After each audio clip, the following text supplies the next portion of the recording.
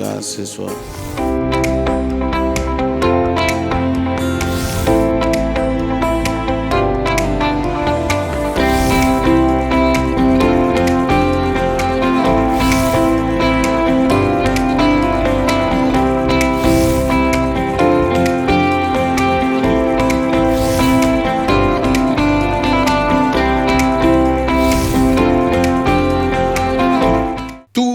L'ambassadeur du royaume des cieux doit savoir mener la bataille. Vous voyez, l'Esprit de Dieu est un esprit de combat. L'Esprit de Dieu veut que nous combattons le combat de notre moisson. Il n'y a pas de moisson, il n'y a pas de bénédiction, il n'y a pas d'héritage sans combat. Pas de conquête sans bataille. Pas de conquête sans la guerre. L'Esprit de Dieu est un esprit de guerre. À partir de ce séminaire-là, des ambassadeurs, ta destinée ne doit plus être en prison. Ta foi ne doit plus être en prison. Ta promesse ne doit plus être simplement dans la Bible. Tu dois la faire sortir parce que l'Esprit de Dieu est sur toi. Nous sommes dans la guerre de Dieu. Et les dieux qui n'ont pas fait les cieux et la terre doivent disparaître. Il y a des dieux qui ne doivent plus régner sur ton territoire. Ils ne doivent plus régner dans ta famille.